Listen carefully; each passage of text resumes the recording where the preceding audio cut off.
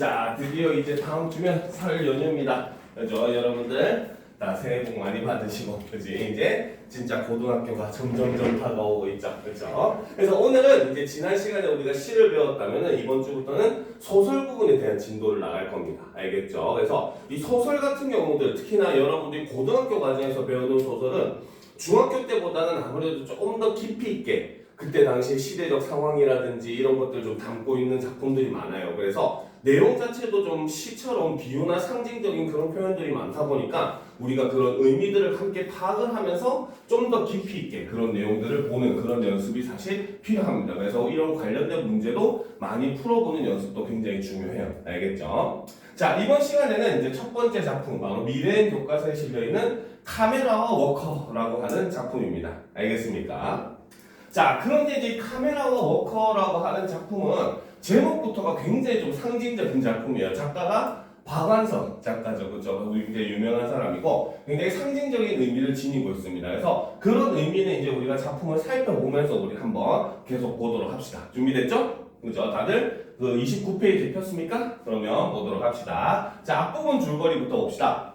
자, 6.25 전쟁 중 오빠와 올케가 사망하자 나는 젖먹이로 고아가 된 조카 훈이를 맡아 키우게 된다. 어떻게 보면 이 작품의 주인공은 바로 이 조카인 훈이와 그 다음에 서술자인 나라고 볼 수가 있고, 자, 기본적으로 여기서 나라고 하는 인물이 등장을 하고 있죠. 바로 그러니까 우리는 소설에서 시점으로 따지면 몇 인칭?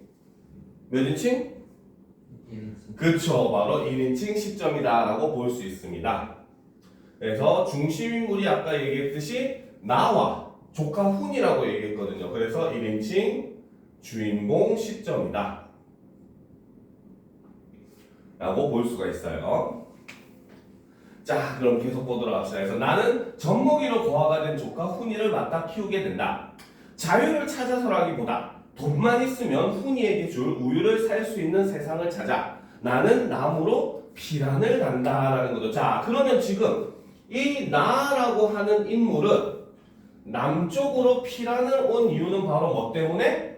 자유를 찾아서 일종의 그런 이상적인 이유보다는 바로 뭐다? 돈만 있으면 훈이에게 줄 우유를 살 수 있는 세상, 이거를 꿈꿔가지고 남쪽으로 왔다는 거죠. 그렇죠? 그렇기 때문에 자, 여기서 드러나는 것은 바로 피란의 이유가 되는 것이고, 그렇죠? 그 중에서도 굉장히 현실적인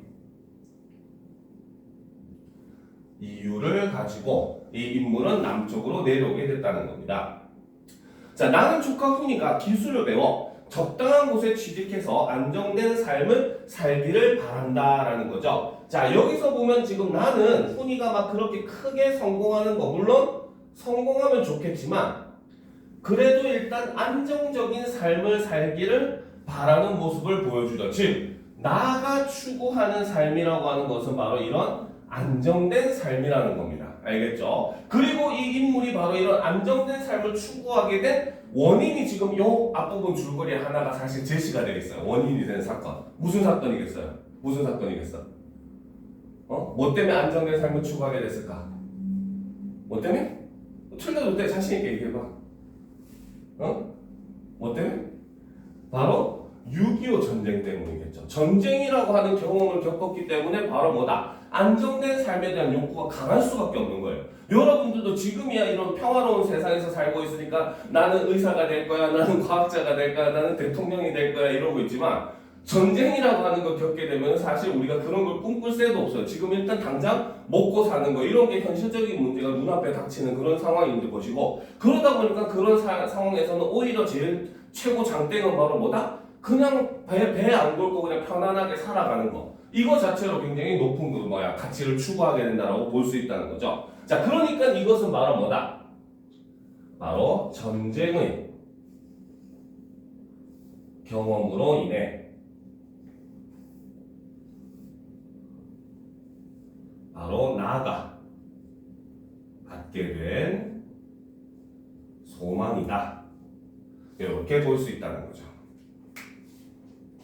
됐습니까? 자, 그럼 이제 좀 올려놓고 본격적으로 본문 내용을 한번 살펴보도록 합시다. 준비됐죠?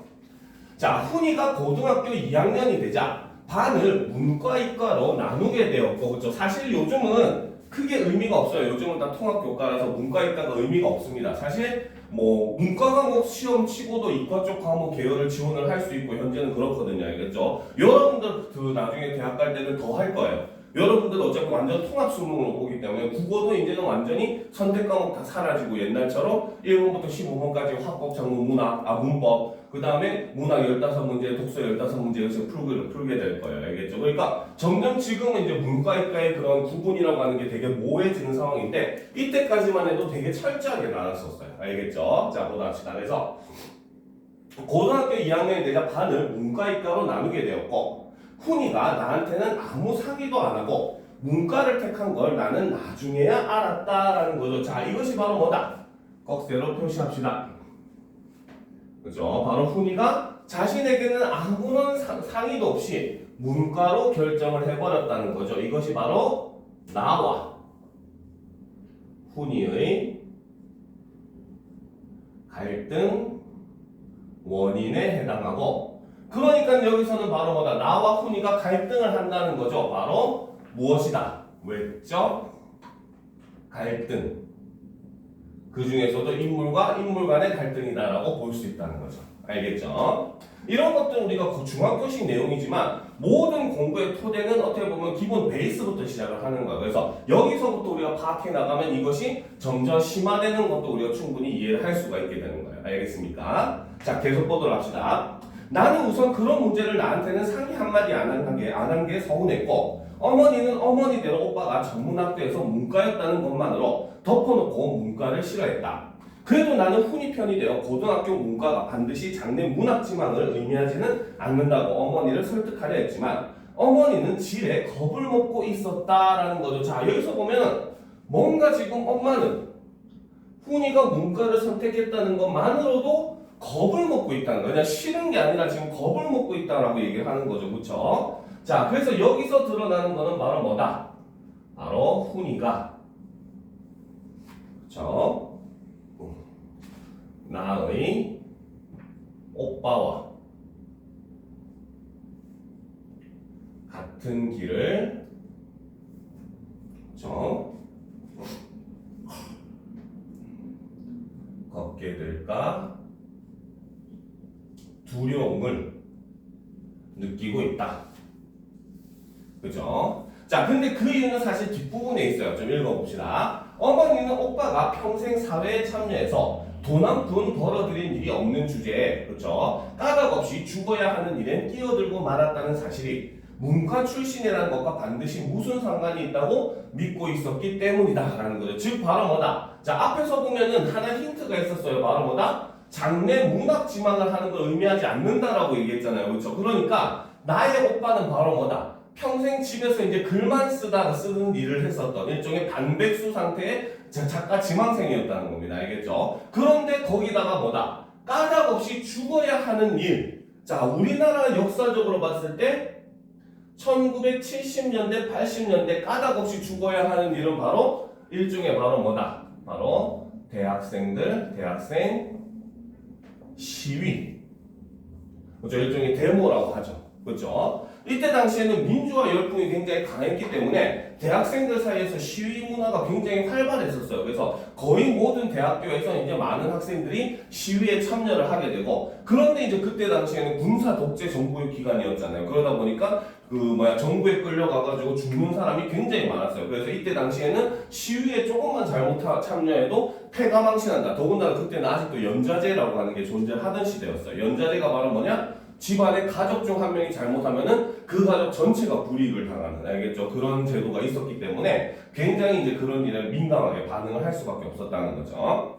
자, 나는 그럴 리가 없다고 어머니를 위로하면서도 속으론 어머니 생각에 동조하고 있었으므로 더 늦기 전에 이를 바로잡아 보리라 마음먹었다. 나는 학교에 쫓아가서 담임 선생님에게 애걸하다시피 해서 훈이가 문과에서 이과로 전과를 할 수 있도록 했다. 그래서 훈이의 의사는 고려했다 안 했다? 안 했다는 거죠. 이게 중요한 겁니다. 그러고 나서 훈이를 설득하려 들었다. 나는 막연히 훈이를 두려워하면서 중원부원 내 말을 했고 훈이는 언제나처럼 말없이 젊은이다운 대담한 시선으로 나를 쏘아보았다라는 거죠. 그렇죠? 그래서 자, 여기서 보면 훈이는 지금 바로 뭐다? 자신이 선택해야 되는 길은 뭡니까? 지금 고모가 대신 선택을 해버린 그런 상황인 거죠. 자, 그러니까 훈이는 어떻게? 보죠. 자, 밑줄 칩시다. 바로 훈이는 언제나처럼 말없이 젊은이다운 대담한 시선으로 나를 쏘아보았다. 그죠? 자, 여기서 드러나는 훈이의 심리는 바로 뭐다? 가치관과 그죠? 선택은 강요당한 강요하는 소리 나에 대한 반발이 된다는 거죠.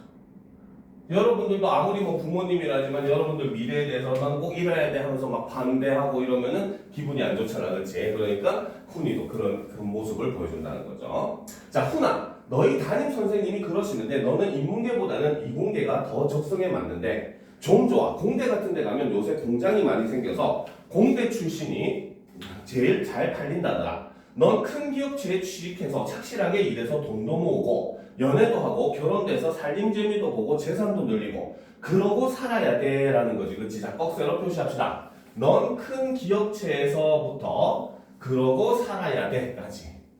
자, 이거는 바로 누가 바라는 훈이의 삶이야? 나. 그치, 바로 나가 바라는 훈이의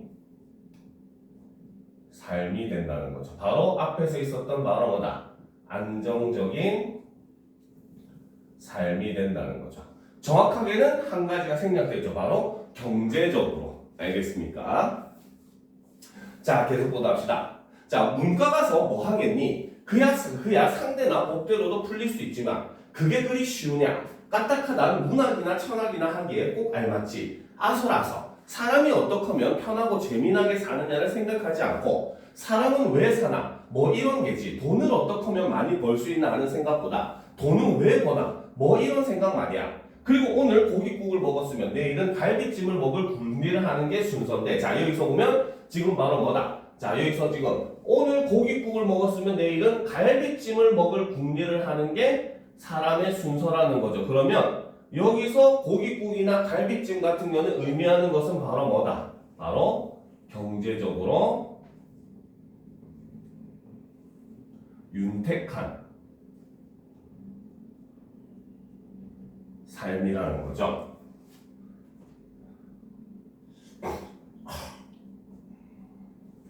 자, 그런데 바로 뭐다? 내 이웃은 우거지국도 못 먹는데, 그렇죠? 여기서 그러면 우거지국은 그러면 바로 뭘 상징한다? 이거는 궁핍한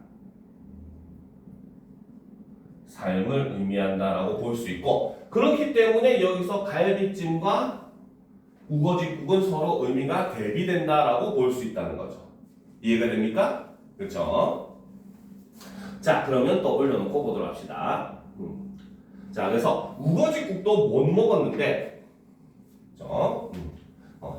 자, 나만 고깃국을 먹은 게 아닌가 하고 이미 뱃속에 든 고깃국조차 의심하는 바보짓 말이다라는 거죠. 그래서 바로 뭐 이렇게 막 문과에 나와가지고 일종의 삶이란 뭔지 그런 의미에 대해서 가치관에 대해서 생각하기보다는 일단 기본적으로 경제적으로 윤택하고 안정된 삶을 사는 게 나가 바라는 1순위 내용이라는 겁니다. 알겠습니까? 자, 계속 보도록 합시다. 자, 이렇게 자꾸 생각이 빗나가기 시작하면 영 사람 버리고 마는 거야. 어떻거든 너는 이 사회의 수능에서 이득을 보는 사람이 돼야지. 괜히 사회의 병폐란 병폐는 도맡아 허풍을 떨면서 앓는 소리를 내는 사람이 될 건 없잖아 라는 거죠. 그쵸? 자, 그래서 자, 다음 페이지. 자, 될 건 없잖아 까지. 자, 여기서 지금 드러나는 것은 나는 그쵸? 문과에 대해서 긍정적으로 본다 부정적으로 본다. 그치, 바로 뭐다? 문과에 대한 대한 나의 부정적 시각이 드러나죠. 정말 문송한 상황이네요. 그죠? 문과의 선생님으로서는 그치?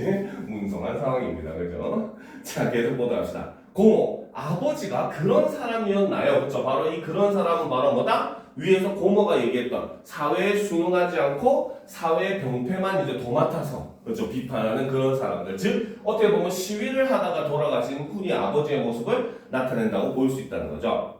자 훈이가 내 말의 중턱을 자르며 푸듯이 말했다. 나는 당황했다. 훈이가 아버지에 대해 뭘 물어본 게 이번이 처음이라 그렇기도 했지만 내가 오빠에 대해 오랫동안 몰래 추측하고 있던 것, 그렇죠? 즉 바로 오빠에 대해서 이렇게 굉장히 부정적으로 생각하고 있던 것은 훈이한테 느닷없이 들키고 만 것 같아 더 그랬다. 나는 아니라고 강하게 부인하고 다시 아까 한 소리를 간곡하게 되풀이했다. 내 말에 감동했는지 귀찮아서 그랬는지 아무튼 훈이는 내가 옮겨준 대로 이과에 잘 다녔다. 그러나 형편없이 성적은 떨어졌다라는 거죠. 자 보면은 형편없이 성적이 떨어졌다. 그러면 훈이에게는 이과가 맞다 안 맞다? 안 맞다가 되는 거야. 그렇죠? 자 그래서 바로 뭐다? 이과가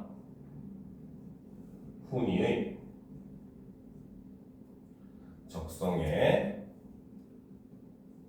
맞지 않더라는 거죠.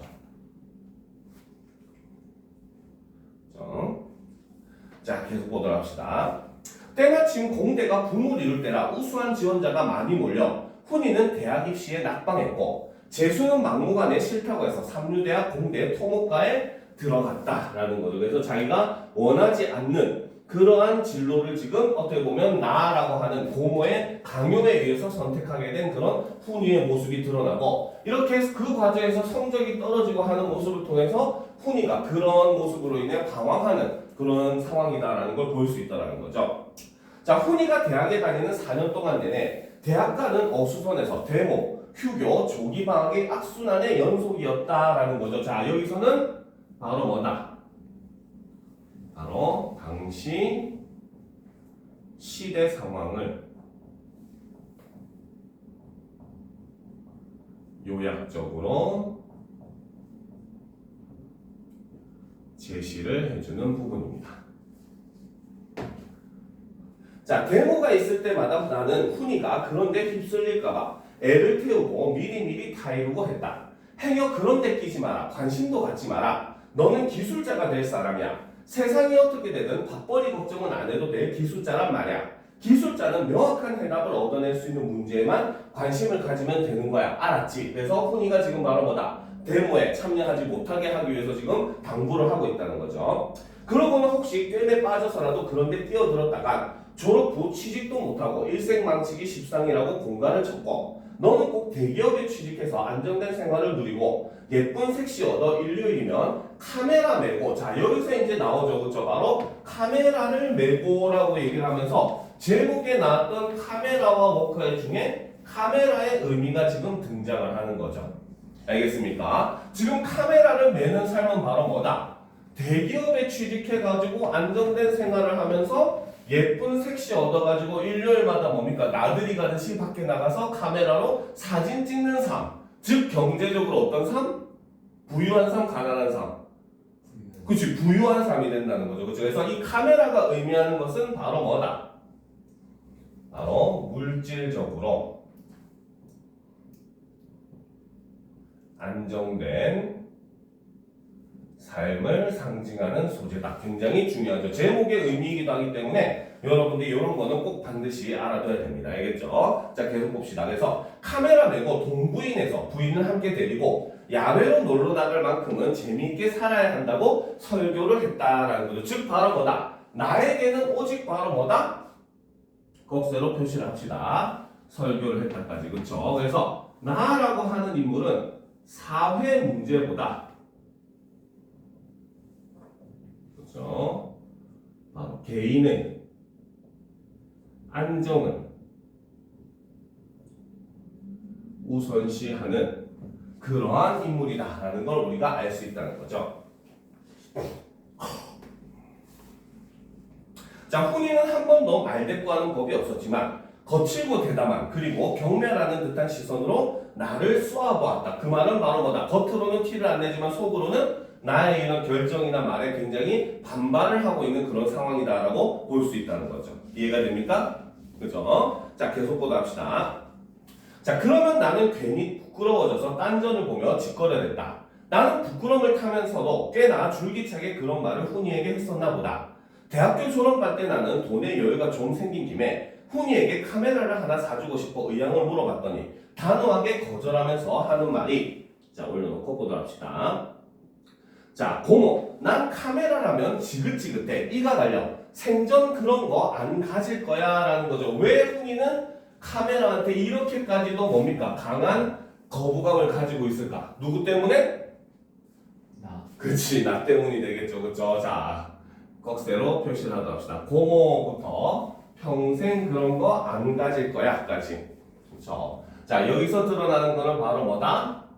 나가 강요해온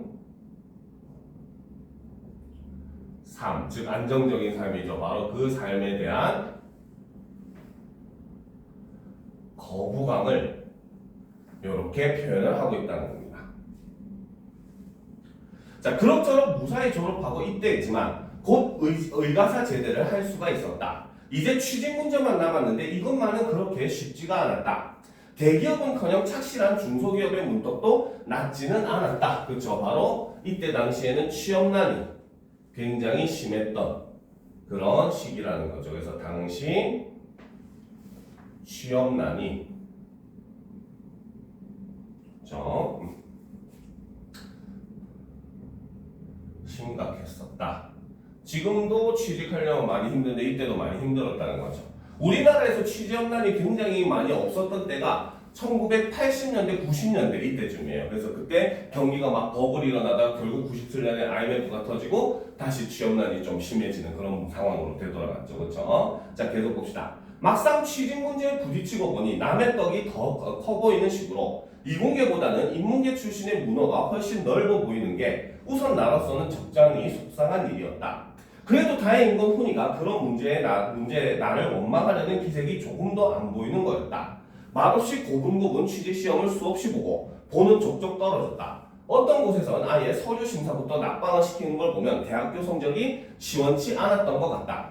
어머니와 나는 한 번도 훈이가 대통령이나 장군이나 재벌이나 판검사나 그런 게 되기를 바란 적이 없다. 자, 일단 꺽쇠를 표시하고 다음 페이지로 넘어갑시다. 자, 어머니와 나는 여기서부터, 그렇죠? 그래서 이런 성공적인 삶을 사는 걸 바란 적이 없다는 거죠. 그저 무엇만을 바랬다. 그렇죠?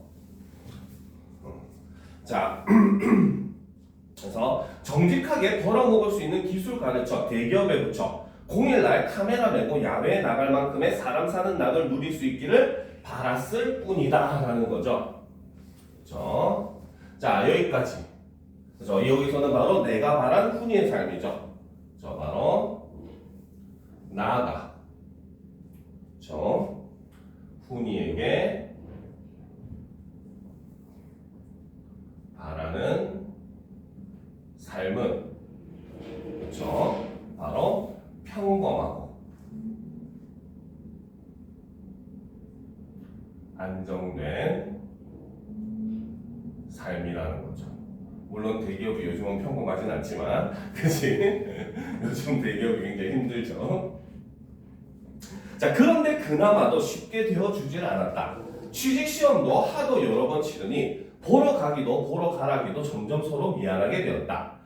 자, 2년 가까이를 이렇게 지겹게 보내던 훈이 어느 날 나에게 해외 취업의 길을 뚫을 수 있을 것 같으니 교재비로 돈을 좀 달라는 당돌한 요구를 해왔다라는 거예요. 즉, 지금 바로 뭐다? 훈이는 지금 이렇게 취직도 안 되고 이런 상황을 타개하기 위해서 바로 뭐다? 외국으로 그럼 나가서 일을 하겠다라는 거죠. 그래서 이거는 바로 상황을 타개하고자 하는 훈이의 노력이 드러나는 부분이다라고 볼 수 있다는 거죠. 자, 뭐라고 해외 취업? 그럼 외국에 나가 살겠단 말이지. 그건 안 된다. 왜요, 고모? 째째하게 돈이 아까워서? 아니면 고모가 영영 할머니를 떠맡게 될까봐 겁나서? 그쵸. 자, 이거는 바로 뭐다? 내가 지금 왜 해외 취업을 반대하느냐라는 거에 대해서 훈이는 이렇게 생각을 하고 있었다는 거죠. 그쵸. 그래서 이게 바로 뭐다? 해외 취업을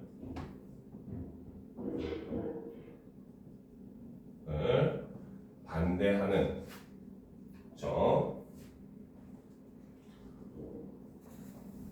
것에 대한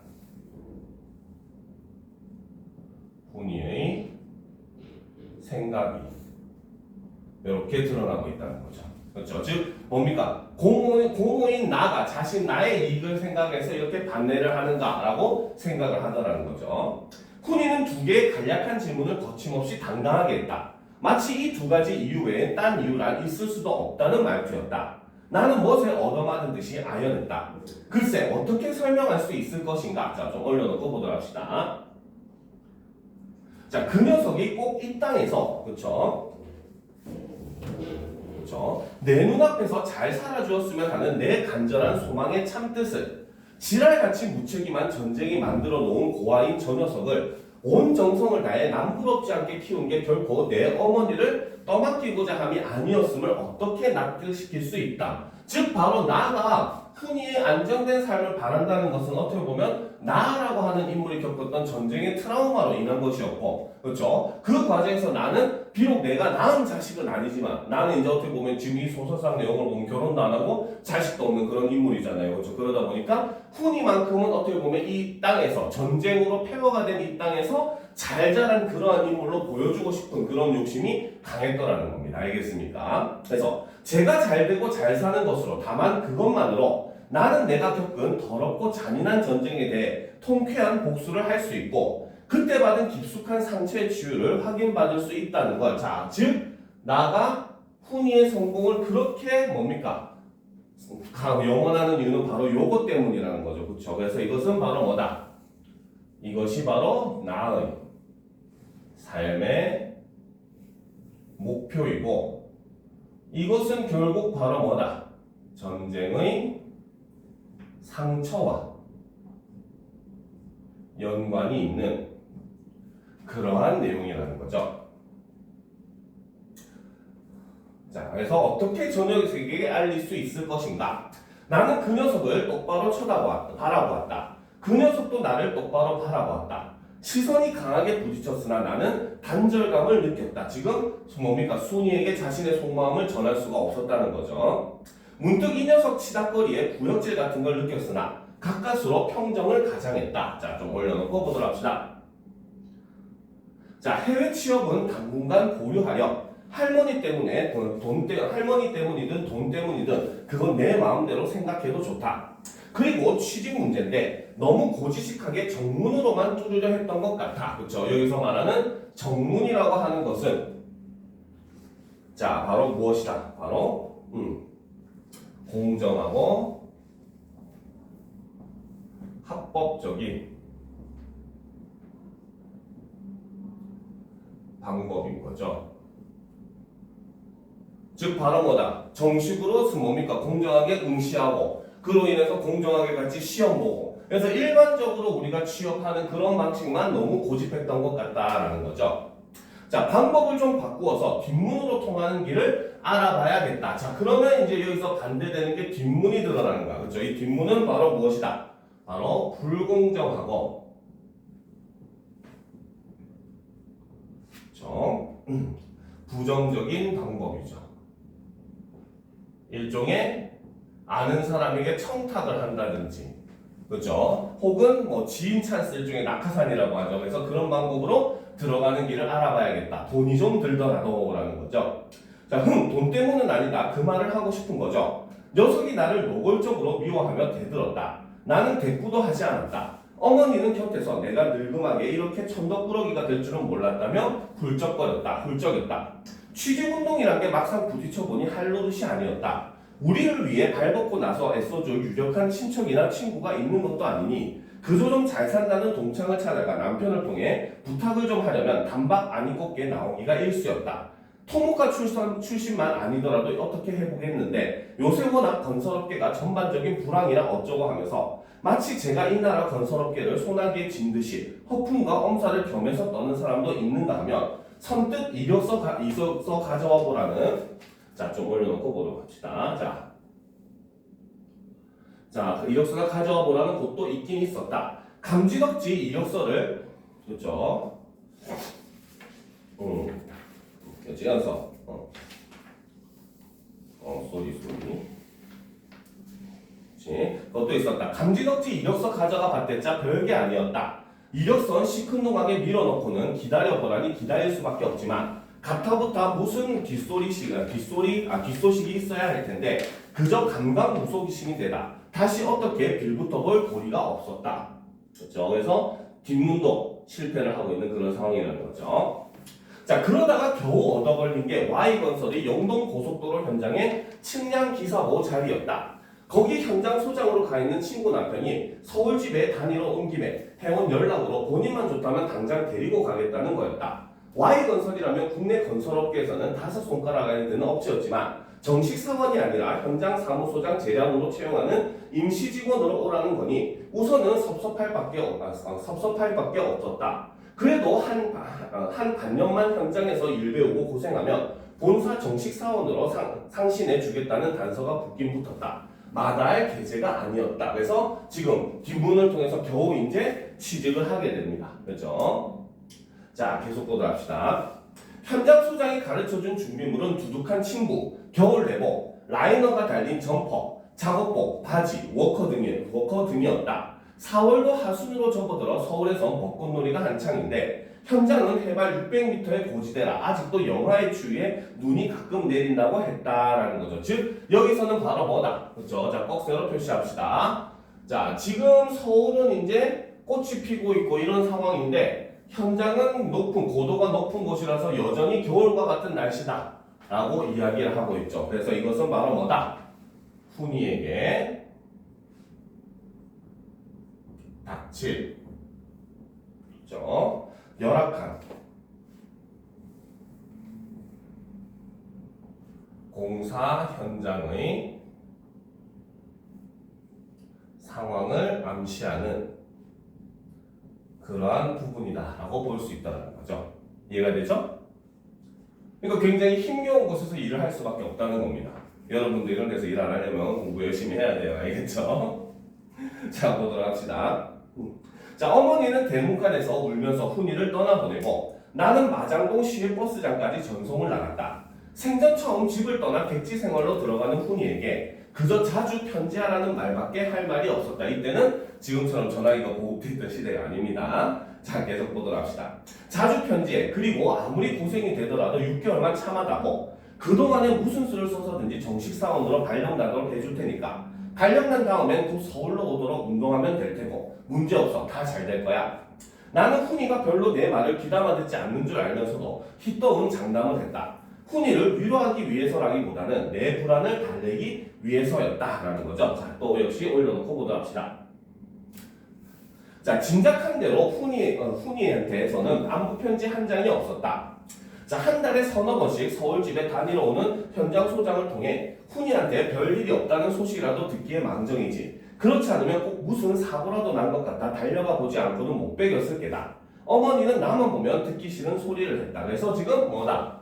훈이가 집에 오지 않는 거를 바로 나의 탓을 지금 할머니는 하는 거죠. 그렇죠? 그래서 훈이가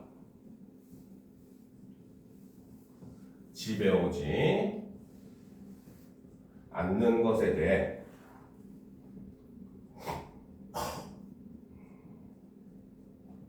나의 탓을 하더라는 거죠.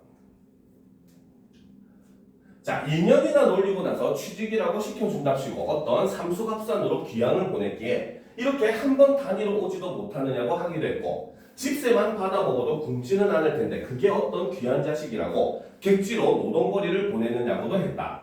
대학 문턱에도 못 가본 사람도 아침이면 신사복에 넥타이 메고 출근하는데 허다운 대학 나온 애가 노동거리가 웬 말인가. 아무리 애미 없고 출세한 친척이 없기로서니 이런 서럽고 억울할 때가 어디 있느냐고 통곡을 하는 데도 있었다. 나는 이런 일을 묵묵히 견디었다. 그야 어머니 말대로 훈이가 취직을 안 한데도 댕그런 집안채는 있으니 밥을 굶지는 않겠다. 취직이 단순히 밥벌이만을 의미한다면 훈이는 취직을 안 해도 되겠다. 그렇죠? 나는 다만 훈이가 자기가 배운 일을 통해 이 땅과 맺어지고 이 땅에 정부치기를 바랐을 뿐이다 라는 거죠. 즉 바로 나라고 하는 인물은 전쟁을 통해서 오히려 이 땅에 대한 조국에 대한 집착은 더 커졌습니다. 그리고 오히려 어떻게 보면 그 전쟁을 일으킬 수밖에 없었던 국가에 대한 복수심으로 이 땅에서 훈이가 뿌리를 내리고 더 잘 살기를 바랬다는 거죠. 알겠죠? 자, 그렇기 때문에 여기서는 바로 뭐다? 그렇죠? 바로 이것이 나에게 훈이의 취직이 가지는 의미이다 라고 볼 수 있다는 거죠. 알겠습니까? 자, 역시 또 올려놓고 보도록 합시다. 자, 나는 열심히 현장 소장대를 찾아다녔고 찾아갈 때마다 선물을 잊지 않았다. 즉 바로 훈이가 정식 직원이 되게 하기 위해서 굉장히 많이 노력을 했다는 거죠. 그렇죠? 자, 어떤 낌새를 어떤 낌새를 눈치 보기 위해서였다. 본사에서 특채가 있는 듯한 낌새만 보이면, 그렇죠? 보이면 좀 어떻게 상신을 하고 중역하고 교제해 달라고 슬쩍 케이크 상자 속에 수표를 넣어준다는 와이로를 쓰기로 하겠는데 영 그런 낌새는 보이지 않았다. 즉 나의 바람은 자꾸 이루어지지 않고 지금 여기서도 보면 굉장히 불법적인 방법으로 정식 직원이 되기 위해서 노력하는 나의 모습이 지금 드러나고 있다는 거죠. 알겠죠? 자, 계속 보도록 합시다. 한여름이 되도록 훈이는 한번 다니러 오는 법도 없고 엽서 한 장 보내주지 않았다. 아무리 무소식이 희소식이라지만 이건 너무한다 싶었다. 훈이가 가 있는 곳은 변변히 봄도 안 거치고 곧장 여름으로 접어들었다기에 여름옷도 우송해 주었고 편지도 부지런히 써붙였다. 8월에는 오빠와 올케이 제사가 며칠 건너로 있어서 이번만은 상경하겠지 싶으면서도 미심쩍어 미리 전보까지 쳤다. 그러나 훈이는 올라오지 않았다. 어머니는 이럴 수는 없다. 아무래도 무슨 일이 있는 거지로 시작해서 여지껏 꾼 온갖 불길스러운 꿈을 놀라운 기억력으로 주워 섬기는 것이었다. 즉 할머니는 바로 훈이가 너무 안 오니까 그쵸? 바로 굉장히 불안해하는 그런 모습을 보여주더라는 거죠. 그래서 주워 섬기는 것이었다까지 꼭세로 표시하고 자 여기서 드러나는 것은 바로 뭐다? 그쵸? 훈이에 대한 걱정과 불안이 극에 달하는 이런 모습을 보여주고 있습니다. 그렇죠? 자, 내 여지껏 입에 담기조차 사이스러워 참고 있었다만 지금 생각하니 진작 알려줄 걸 그랬나 보다는 게 어머니의 긴 사설의 결론이기도 했다. 그래서 할머니들은 좀 이런 모습들이 있죠. 그렇죠? 맨날 무슨 일 있으면 꿈이 그랬었는데 내가 그걸 그냥 넘기는 게 아닌데 이러면서 그렇죠? 자, 계속 보도록 합시다. 자, 어머니 꿈대로라면 훈이가 불도저에 깔려 안매장이라도 당한 걸 친구 남편이 현장 소장이 감쪽같이 숨기고 있는 것 같았다. 그렇죠? 어마어마하죠? 자, 한번 그런 생각이 들자 걷잡을 수가 없었다. 이러니까 바로 뭐다? 나도 지금 굉장히 불안감이 커지고 있습니다. 알겠습니까? 자, 편지가 없는 건 무소식이 희소식으로 돌린다 치더라도 상감벽지에서 도대체 공일날을 뭘로 소일하는 것일까? 다방이나 당구장, 오락실이 그리워서라도 공일만화는 못 오더라도 한 달에 2억 원쯤은 상경해야 되길 텐데 말이다. 대학 4년과 놀고 있던 2년 동안은 순전히 그런 데만 맴돌며 살았으니까. 그래서 훈이가 지금 바로 과거에 굉장히 자기의 의지보다는 고모의 그런 의사로 인해서 이과를 선택하게 되고 그리고 대학도 토목과를 가게 되고 이러한 삶을 살다 보니까 굉장히 공부라든지 대학 생활에 대한 게 점을 붙이지 못하고 내 당구장이나 오락실이나 이런 데만 다니면서 방황하는 삶을 살았다는 걸 이런 걸 통해서 우리가 알 수 있다는 거죠. 그렇죠? 자, 의심이 나기 시작하니 한이 없었다. 도대체 온갖 도시적인 것과 훈이를 떼어놓고 생각하는 것조차 무리였다. 그래서 훈이는 굉장히 도시적인 삶을 살았던 그런 인물이라는 거죠. 자, 계집애처럼 앞뒤에 라인이 든 야한 빛깔의 와이셔츠에 줄무늬 합선 바지에 반짝거리는 구두를 신고 대담하고 권태로운 시선으로 아무거나 마구 얕잡으며 빙빙 가방에서 당구장으로 탁구장에서 오락실로 날이 저물면 맥주홀이나 대포집으로 쏘다니다가 밤늦게 흐느적 들어와서도 뭐가 미진한지 라디오의 음악 프로를 최대한의 볼륨으로 틀어 온 집안의 정적을 무참히 지리기던 녀석이 그쵸? 여기서도 지금 바로 뭐다? 훈이의 과거의 삶이 그쵸? 지금 드러난다는 거죠. 통해서 바로 훈이의 과거 삶의 모습을 보여준다는 거죠. 패셔니스타였나 봐, 그죠? 자, 계속 보도록 합시다. 자, 그런 녀석이 산간벽지의 도로공사 현장에 어떤 모습으로 있을까가. 자, 그런데 바로 뭐다? 산간벽지의 도로공사 현장은, 그렇죠? 바로 이런 훈이의 뭡니까? 모습과는 서로 대조가 되는 모습이라는 거죠. 과거의 모습과는. 그렇지? 자, 그래서 이 산간벽지의 도로공사 현상은 바로 훈이의 삶과 어울리지 않는